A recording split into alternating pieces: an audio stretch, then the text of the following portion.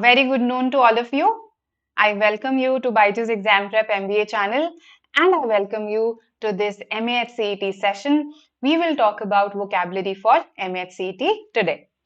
Right. So all of you have been eager for MH-CET sessions and we kickstart with the vocabulary session in English today. And I hope that I will expose you to various question types that have been asked in the previous years. That will be on the agenda. And I show you the approach of solving these questions, something that's always on my agenda, that you learn the approach to solve the questions.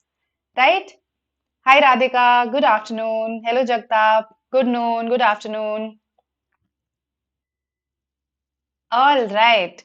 So I think in the MH-CET decoded session that we had, I told you that indicatively, this is the pattern of MH-CET. However, the number of questions here are not set in stone. So it's not that there'll be exactly 75 questions in logical reasoning. There'll be exactly 25 questions. It's not like that. They vary by about 5 to 10 questions at times, right? Indicatively, this is the syllabus. The total number of questions are 200. In verbal ability and reading comprehension, as you can clearly see, there are approximately 50 questions. Now, how much is the variation? Let's have a look. So I am showing you MH-CET 2022, right? Look at the pattern. This will be useful for TISNET Radhika, absolutely, because I'm covering vocabulary and you can expect 10 or more questions on vocabulary in TISNET. So this will be useful. Good noon, Rohit, Innocent. All right. So, as you must have already observed in slot 1 on 24th August, that happened on 24th August 2022, we had about 54 to 56 VRC questions. So let's say on an average 55, whereas in this slot there were 58. And in this there were exactly 50. So across slots, the number of questions have varied by about 5 to 10. Okay, so be prepared for that variation. I'm sure by now, since you are preparing for MH-CET, you know this, that there are 200 questions and each question in your all the sections and of course in the VRC section also carries 5 options. Okay, so you have to eliminate from those 5 options and go to the correct one. Uh, you get 2.5 hours, right, for 200 questions of 200 marks.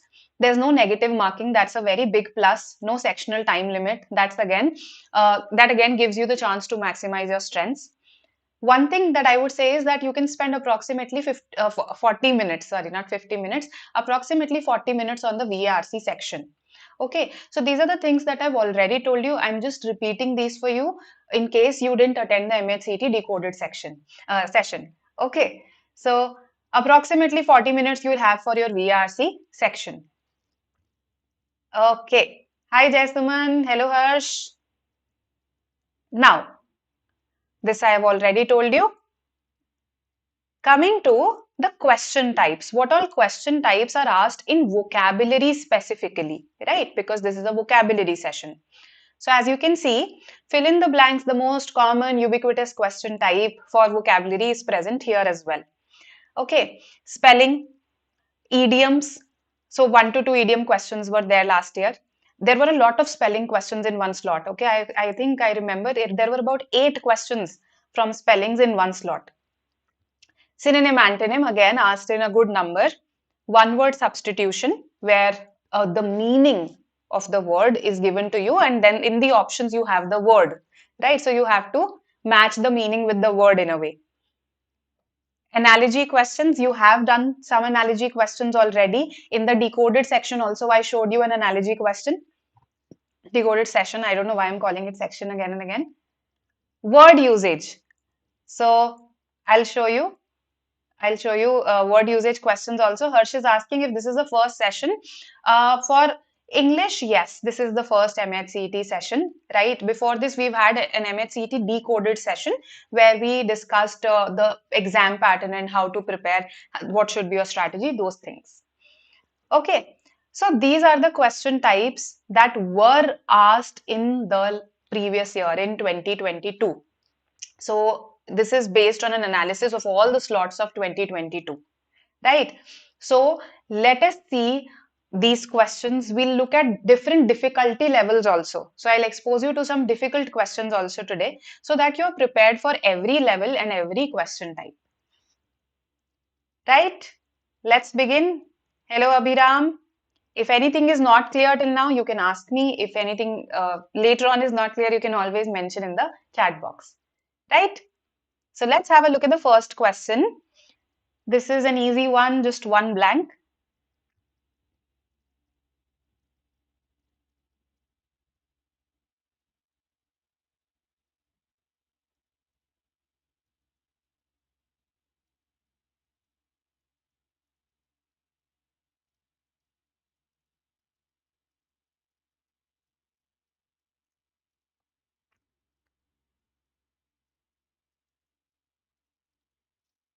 All right.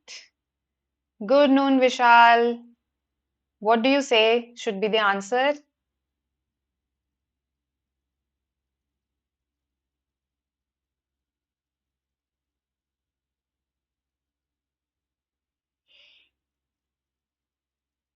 Jagtap says 4. Avantika says 2. Atarangi 4. Rishabh 1. Okay. Jayasuman 4. All right. So I've got 1, 2, and 4, but I've got very few responses. What about others? Miraj. Okay, so that's 5. So except 3, I've got everything. Yes? All right, let's have a look. So, see again in fill in the blank questions, as I've told you multiple times, the context, the surrounding words matter, right? He learned that he was looked upon as a rather romantic figure. Okay. A scholar, important. A recluse. Who is a recluse? Someone who likes to stay alone, right? Someone who's not very social, does not like to socialize much. That person is a recluse. Okay. A tower of dash. So this person was looked at as if he were a tower of something. That means he was full of something, right? And we are calling him a scholar, right? Someone who does not socialize much. Now, tower of height does not make sense at all. Tower of height. Okay, no. Why beauty specifically? Some of you have said beauty. Uh, because of romantic. Is that why you've said beauty? See this. Romantic, I understand it's used in the context of love, romance, right? However, romantic also means someone who's very idealistic in nature, not very realistic, right? So, people who have these idealistic vision of how a society should be, right, and want to walk on that path only, they're not very realistic. Such people are also called romantic. Okay, so here romantic has been used in that sense that this person is not very realistic. So idealistic है, scholar है, अकेले रहना पसंद करता है, right? So this person is a tower of ego. I cannot say why because the words that have been used are not that negative. We are not calling him arrogant anywhere. Okay, recluse, even sages are reclusive in nature. Yes, they like to stay by themselves. So scholar के साथ fit होता है वो उसके it fits with his profession, right? That he is a recluse. So we haven't said anything so negative that I justify ego here, right? So eliminated, eliminated. Mirage. Why mirage? What is mirage? Yes, Pranjal, this will be helpful for Tisnet. So what is a mirage? It's an illusion, right? The illusion of spotting water in a desert. So it's used for any illusion. So why would I call him a tower of illusion? Because I haven't said that, okay, he is at any point he is imagining things that do not exist, or at any point I'm not saying that he is deluded. Okay, he's deceiving himself in some way, right, by imagining something. So erudition is the answer here. What is erudition? Good, Rohit, Pranjal, Jayasuman. What is erudition? Who is an erudite person? Someone who has great knowledge, skill, learning, right? So erudition is knowledge, skill, learning. And that is why This is the best fit. We are calling this person a scholar, an idealistic scholar. ठीक है? So I hope this makes sense to you that we have to pay attention to the surrounding words, and to some extent we should also be able to understand the meanings of the surrounding words. Okay, so here for instance, a scholar, so if I'm calling him romantic, I'm not calling him romantic in the sense of love here. That should be understandable to me, right? And height did not fit at all, so very easily eliminated. This is the one that you should have eliminated in the first glance. Okay, then beauty and ego again because of context, and between these two, of course, one is better. Okay, great, Pranjal, correct. Let's go to the second blank now. I'm not giving you a time limit for this.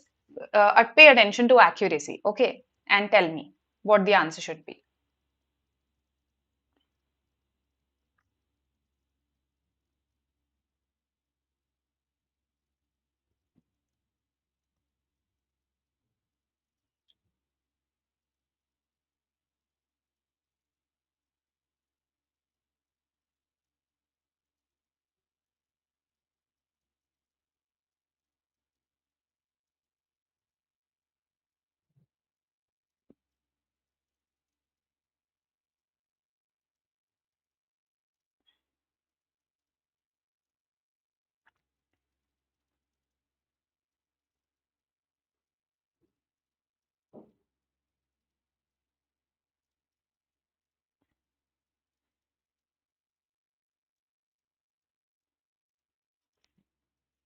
Okay, I've got my first response. One, all right. Jaunty says four. Okay. What is the meaning of grovel?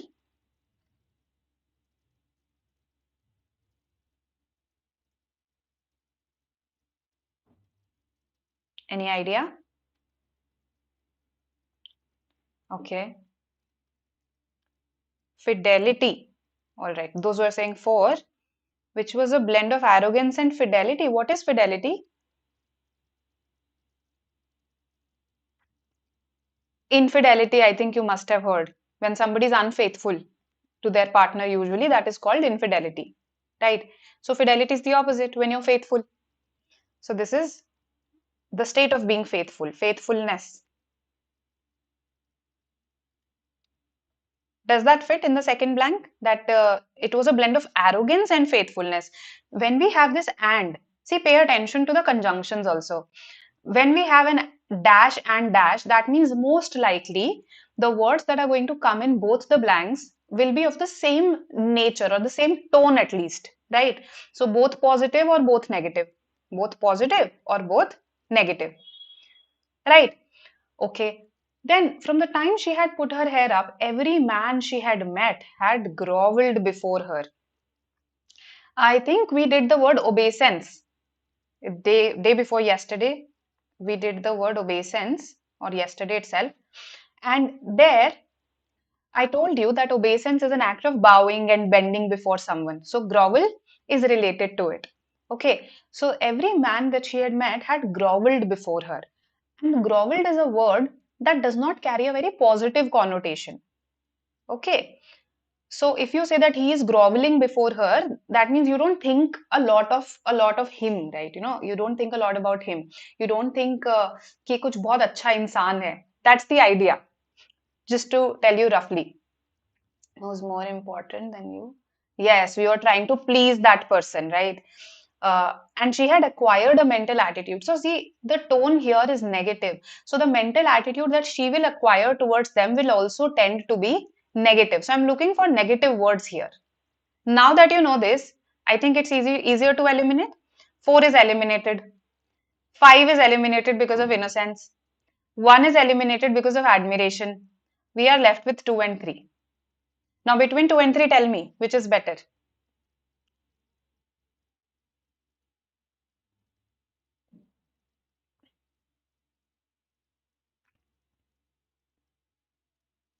Yes.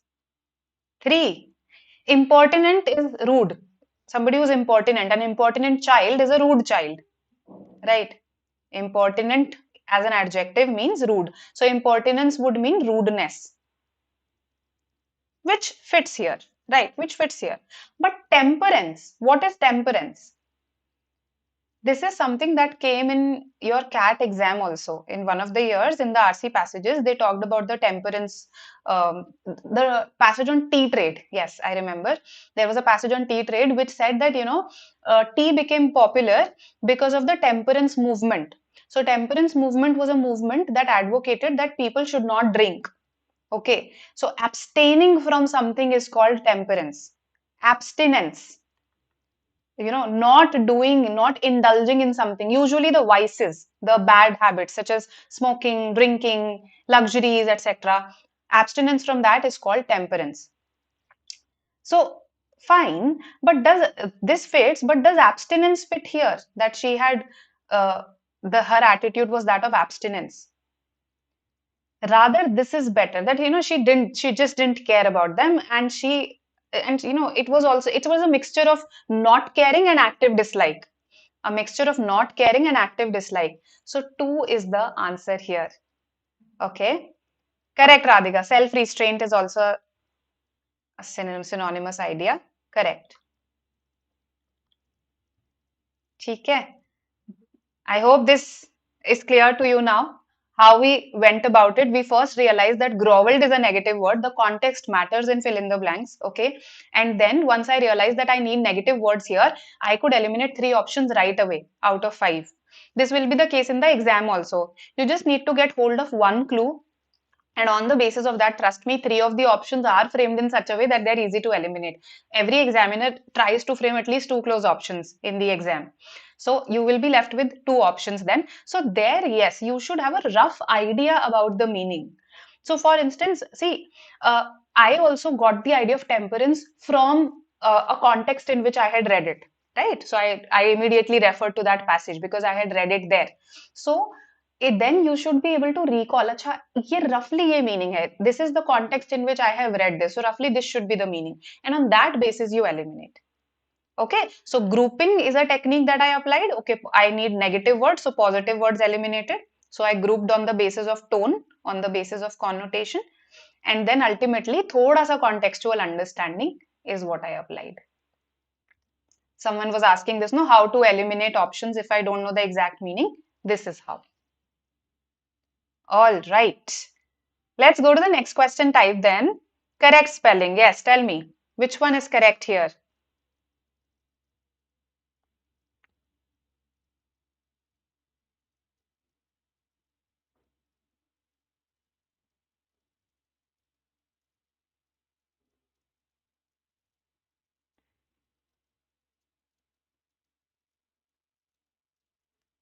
All right. So, this one is easy. I would say it's on the easier side. Let's see what you say. I've got 3 from Hirsch. Others.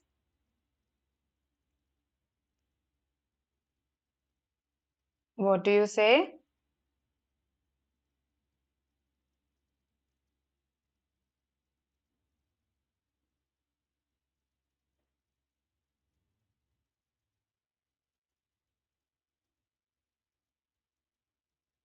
So, 3, 4. Okay. 3 versus 4. It is 4. See, now here you should have taken the help of the word mutiny. I am sure that you've read it in your history books, right? Mutiny, uh, a rebellion, a revolt, right, is called a mutiny. So these cannot be the answers. 2 and 3 cannot be the answers. Those who are saying 2 and 3, I think 3 is what I've got, not 2. क्योंकि mutiny से ही बना mutineers. People who are rebelling, okay, people who are revolting are called the mutineers here. So this is going to be the spelling, okay, not the others, right? Clear to everyone? Yes, the Sepoy Mutiny 1857. Correct, correct. All right. In fact, we have a passage on this in our paid sessions. I did a passage on this. Yes, Sepoy Mutiny. Correct spelling.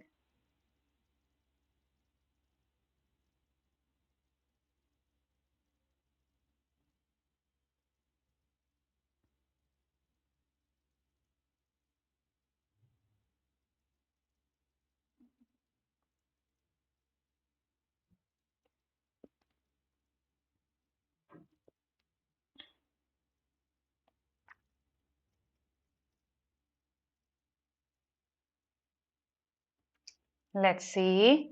So, Atrangi, don't worry. See, I have tried to include moderate to difficult questions today. That has been the endeavor. See, because I show you all easy questions right in the beginning, then that will make you relatively overconfident and it will make you think that the paper is always easy, which is not the case. Moreover, in MH-CET, there is a lot of variation across slots. So, you should be prepared for the worst. So, that's what we are doing today, preparing ourselves for the worst. So don't worry if you've not got any question correct so far. There are a lot of questions that remain. Okay. Four is the answer. Yes, absolutely. So I'm happy that you did not say one. Did anybody say one? Let me just check. Okay. A couple of you said one, but most of you did not. See, ideally, this should be the spelling. If you ask me logically, this should be the spelling of a playwright. Somebody who writes plays is called a playwright. Yes, Shakespeare was a playwright. However, it's not spelled this way. It's spelled like this. WRIGHT. Four. Okay. Good. So spellings are a matter of, I think, reading. They are more related to how much you read because when you read, you are exposed to new words. You are, of course, exposed to their spellings also. So the more you read, the more you're able to retain the spellings of words. That's what this is a matter of. I think the best source to practice them would also be your previous year papers. Students often ask me, how can they practice spellings? Previous year papers are the best source for this. Okay? All right. Idioms. Yes.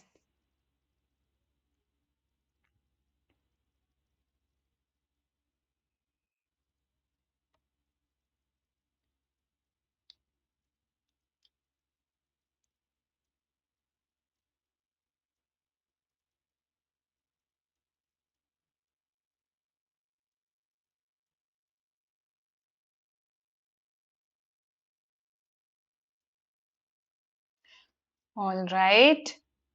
So I've got three. What else? Hmm. Sensational journalism. We are not alien to it. Yes. It's everywhere today. Three. Okay. Two. All right.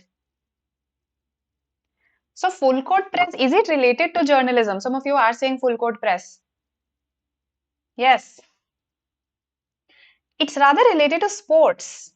Any basketball fans here? Full court press. It's a defensive tactic in basketball.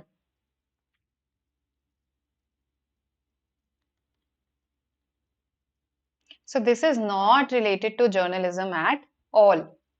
Eliminated. Good press, bad press, you understand, right? So if someone gets good publicity in the media, that person has got good press. Okay. So for instance, as a company, I would always want good press for myself. Bad press is the opposite. So good publicity, bad publicity. That is not the idea that I'm looking for. I'm looking for unscrupulous, okay, immoral, sensational journalism. So yellow press is the term for it. Yellow press. Two. Okay. So I see you, Vikrant sir and I both see you at 12 p.m. Okay. And all the 7 days at 12 p.m. Okay. Someone or the other of us will see you. That's usually the case. Okay. Uh, one is not the answer. Some of you said one, hot off the press. If I say, oh, this is hot off the press, that means this is a very latest news that I'm presenting to you, right? Latest news item. Okay. Make sense? So answer is two, not one. Full court press, not related to journalism at all. Good press, bad press, common terms you already know, so easy to eliminate. ठीक है? Uh, yes, yellow press. The word yellow here is related to being shady. Okay, hence yellow press. So it's the idea is that it's not white. Okay, it's not presenting things as black and white. It's rather putting in its own opinions in it. Journalism is supposed to be black and white, isn't it? But here this is not black and white. You are giving your own opinions in it. You are making it sensational. Okay. The first term, hot off the press. If I say this news is hot off the press, that means it is the latest news that I am giving to you. अभी अभी बस छपकर ही आई है. When a newspaper gets printed, it is hot. If you've ever been to a newspaper printing factory unit, okay, I mean, I visited it as a student. Our school took us, so it's pretty hot when it gets printed. Okay, how to remember new words and idioms, unable to remember any trick. So one thing that I do is knowing the stories behind them. So for instance, you asked me why yellow. Okay, so I told you that journalism is supposed to be black and white, but here it is not black and white. It's yellow. So it's trying to put in its own opinions. It's shady, it's colored. So this helps me to remember the meaning of yellow press. So knowing the stories behind idioms, that's one thing that you can do. Another thing is that in case a counterpart of this idiom, in case that exists in your own mother tongue, associating this English idiom with that idiom in your mother tongue, like apple of my eye. In Hindi, we have aankhon ka tara, right? So I've associated apple of my eye to aankhon ka tara. So that way I remember it, right? So associate them with your mother tongue. And then third one, you already know you have to use them to remember them. Okay, so use them in your daily life, in conversations, and they'll become a part of your vocabulary. Right? Okay. Banana Republic, yes. What do we call I mean, who is called the Banana Republic? What kind of a republic is called Banana Republic? Will it be a, good, I mean, is it a good term? Is it an insulting term? Hmm. So basically, when the country is a democracy just in the name, okay, so it's a democracy uh, the outward appearances of being a democracy, but actually it's a capitalist state which is ultimately being run by those big business persons. That is a banana republic. Yes. So I hope, I mean, and also it's a politically unstable state. How to do idioms which are direct but not contextual. Uh, which have no context. Can you give me some examples, Naman? Because see, every idiom is going to have a story behind it, how it originated, right? Even if, let's say, it does not have a counterpart in your mother tongue. So you can get to understand that story, or you can associate it with a person, a thing, a sentence, okay, an instance where you learnt about it for the first time. Associations can always be created, okay, if they don't exist naturally. All right.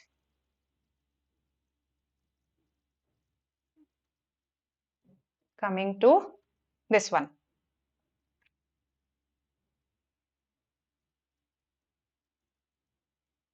She did not leave any of her stuff behind when she moved house.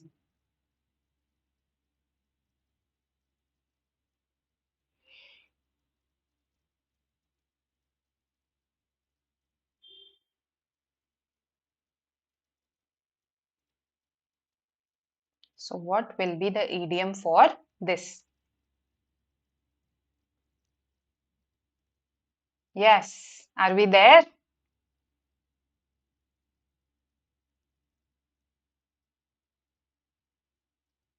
Rohit says three, which is moved every nook and cranny. Okay. What is nook and cranny?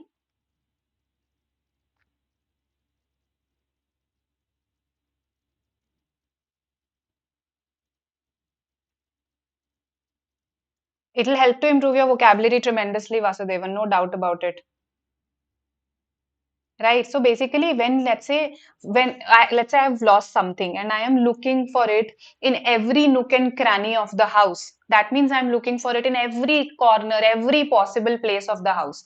That is nook and cranny. So you usually look for things, okay, in every nook and cranny. Move every nook and cranny is not an idiom. It's not an idiom. Okay, to move you can't move the corners of a house, right? So you can't move every nook and cranny. So eliminated right away. Move mountains. If I say, I can move mountains to achieve a 99.99 percentile in MH-CET. If I say that, that means I am ready to put in great effort for it. So that is the meaning of moving mountains. Okay. Was snowed under with stuff. Although nobody has said this, If you are snowed under, okay, if I'm saying, you know what, today I am snowed under with work. I am snowed under with work. So see, just imagine this. A person who is snowed under, that means this person is buried. Yes, under it. So this person has a lot of work. When you're snowed under with something, you have an overwhelming amount of that thing. Okay, you have an overwhelming amount of work today. That's the idea. So no. Now, though some of you have said one. So move everything but the kitchen sink. Actually, the idiom is carry everything but the kitchen sink. You must have seen such people, no? When they go on trips, they carry everything. Yes, they carry so much stuff with them. So they carry everything except the kitchen sink. Just because they can't carry their kitchen sink with them, that's why they have to leave it. Otherwise, they carry almost everything when they go on trips. So when you are somebody who does not travel light, somebody who carries a lot of stuff on trips, then this is the idiom that is used for you. Carry everything but the kitchen sink.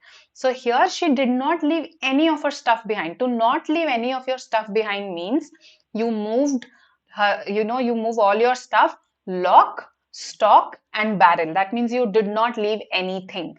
Okay, that is what it means to move your stuff, lock, stock, and barrel. Yes, correct. For snowed under, I just saw your responses. Clear? 2 is the answer here. Good. Amey said 2, Radhika said 2. Good. I think Yash and Aniket also said 2.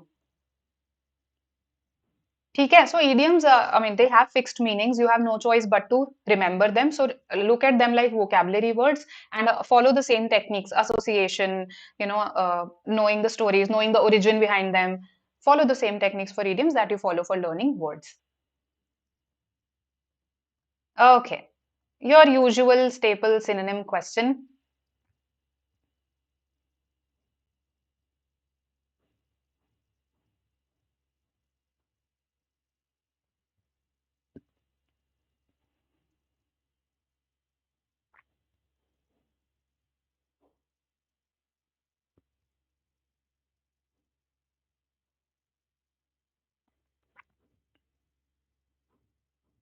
So ensconce is a verb. What does it mean? Yes, ensconce is a verb. What does this verb mean? And how is it used in a sentence?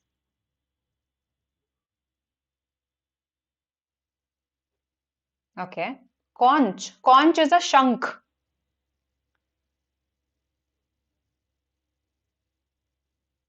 All right. What do the others say? I've got just one response. Why? Guess kar lo bhai. There's no negative marking.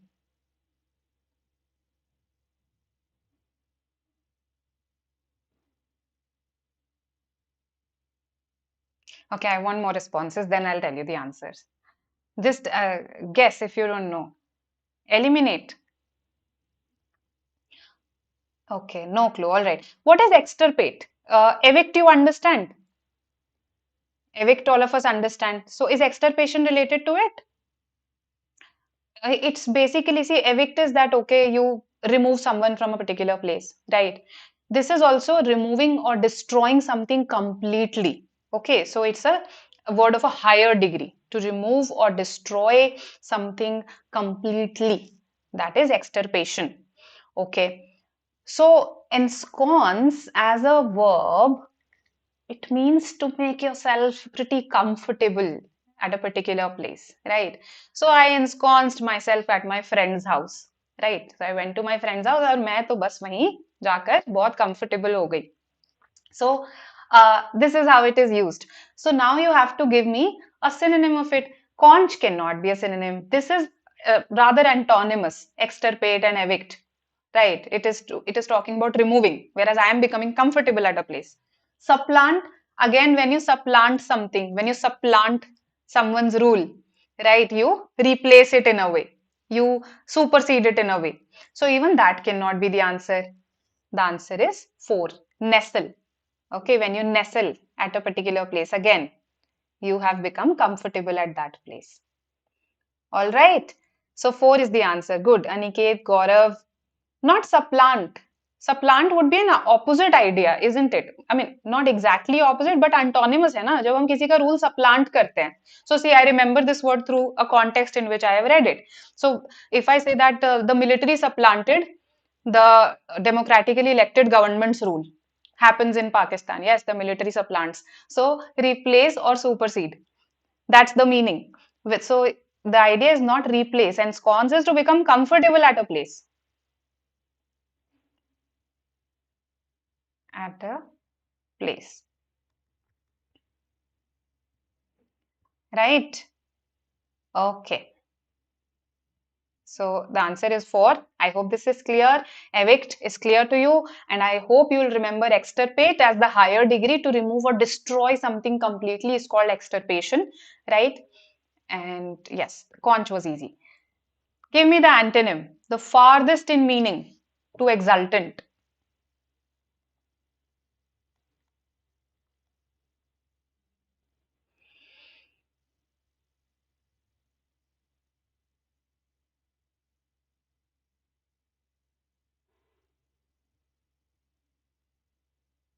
A positive word, yes.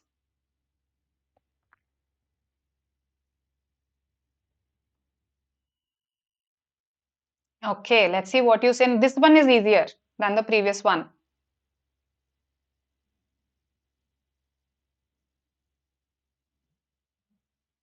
What does it mean to exult?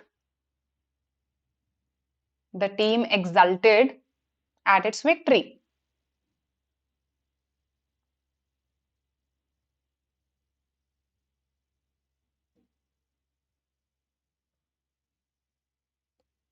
Two versus three is what I see in the chat box. Okay. How can two be the answer? C. Exultant. That's why I said that this is a positive word, right? This was my clue. I was giving you a clue.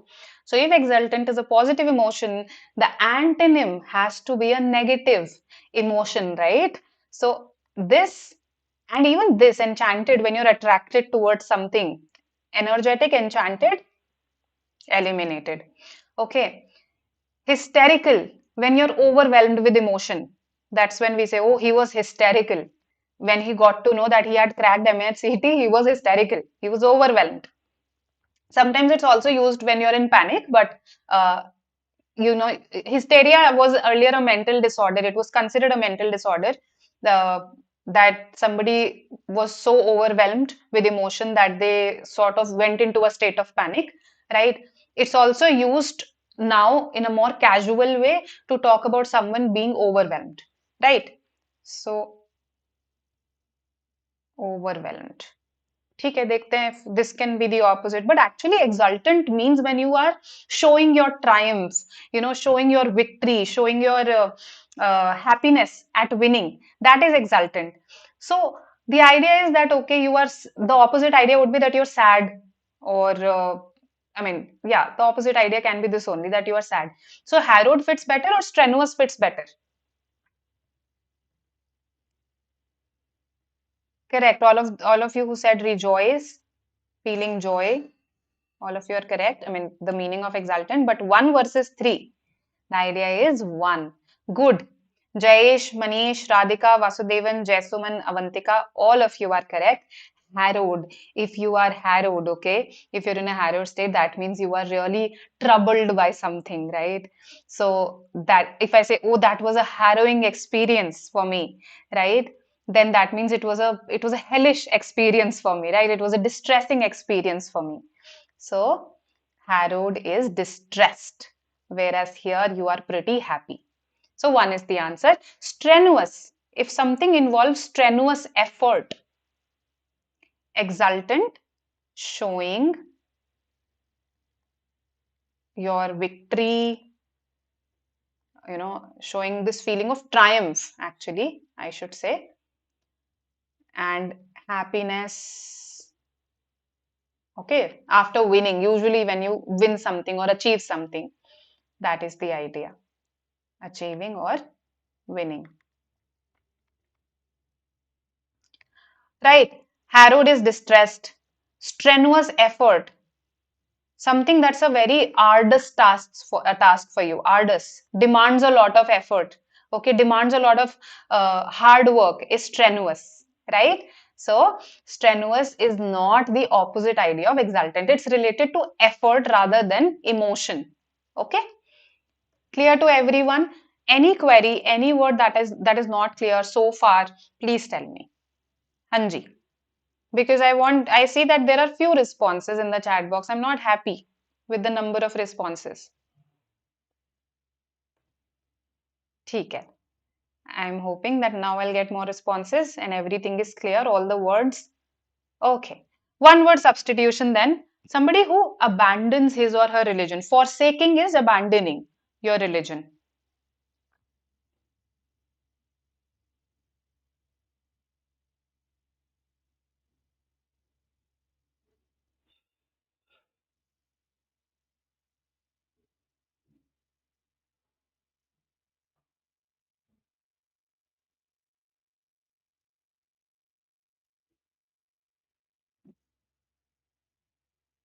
Okay. Yash says 4.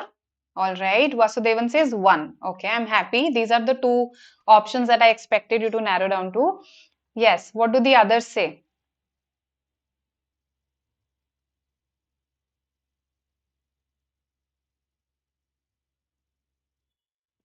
Apostate. Okay. That is option number 1. All right. So more of one, more of ones now. Okay. Apostate. So, uh, absolutely correct, right? You basically renounce, you abandon, you forsake your religion because probably you don't agree with some things there. That is when you become an apostate, right? So, one is the answer here, right? Why not two? Some of you must be wondering that because this is somebody who does not believe in God. This is about belief in God. Yes. So does not believe in God. That's how I should put it. Does not believe in God. Right. It's not that you are abandoning your religion. You don't believe in God. That is when you're an atheist. So atheism is related with belief in God. Theism, atheism. A theistic person believes, an atheist does not believe. Okay. Then Gnosticism, agnosticism. A Gnostic person says, see, I know that God exists. See, this GNO here in Gnostic, agnostic, it means to know. It is pronounced as no only. Agnostic says, see, I don't know whether God exists or not. So this is about belief in God. This is about knowledge about God. But they're not about abandoning your religion.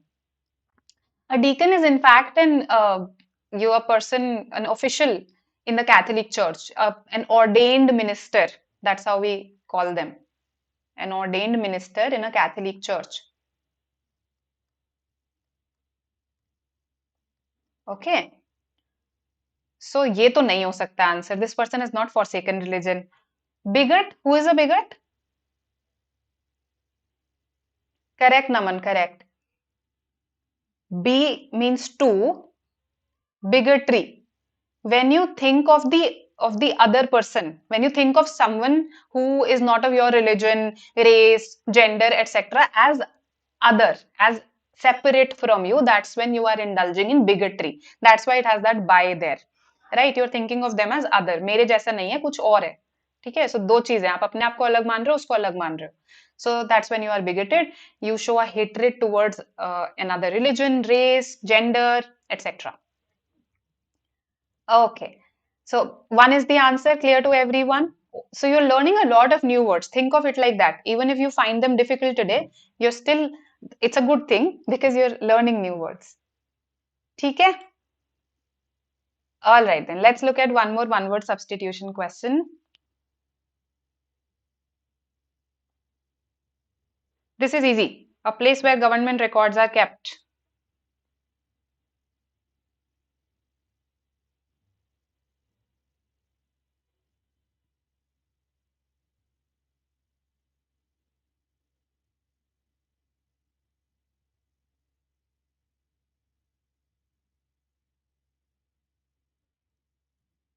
Four is what you say. Absolutely correct. Archives, yes, comes from the root arcane. Arcane. Archives has this root arcane. Arcane means old. Okay, so old things, records are old things, right? They are kept. Archaeology, the study of old things, is called archaeology. Archaic, something that has become old and outdated, that is archaic. So remember this root, archene. All right, good. Analogy.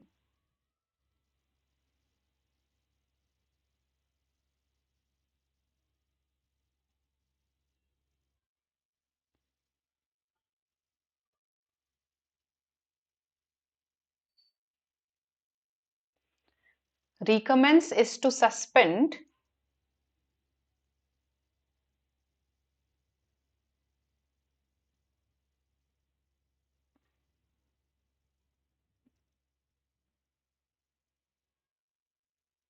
Arcane, yes, arcane also comes from there. Correct, business maestro. So, recommence when you start something again. Suspend, when you suspend operations, you stop them for a while. Opposite ideas. First thing to figure out is this relationship. Then, nonchalant. I need the opposite of nonchalant. Om says D, new version says D, Avantika says E. All right, so far these two. Business maestro says A. All right, I need the opposite of nonchalant. Nonchalant means carefree, when you just don't care. Okay, so that's when you are nonchalant about it. You're indifferent towards it. Okay, indifferent. So, A is the meaning, not the antonym.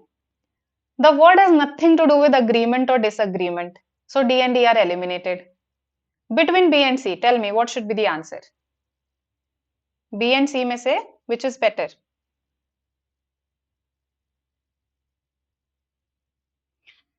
Who is a beleaguered person?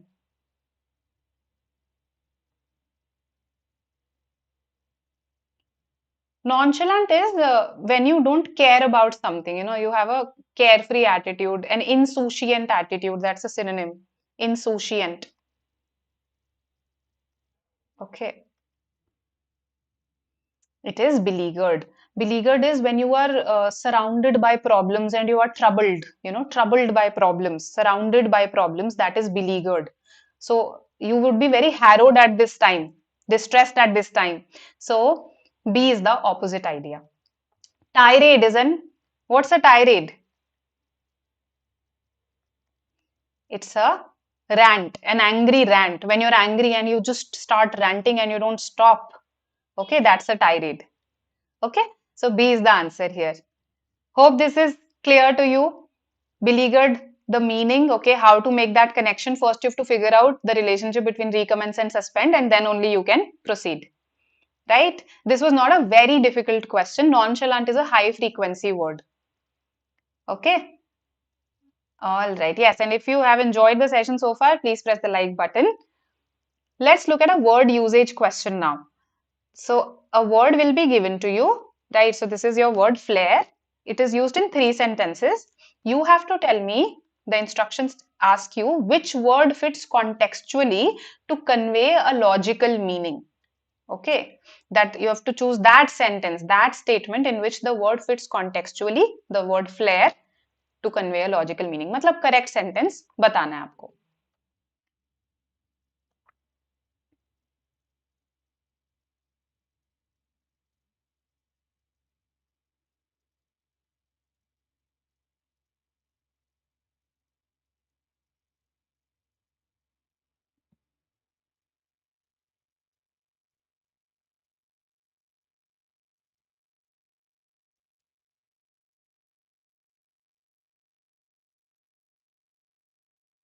All right.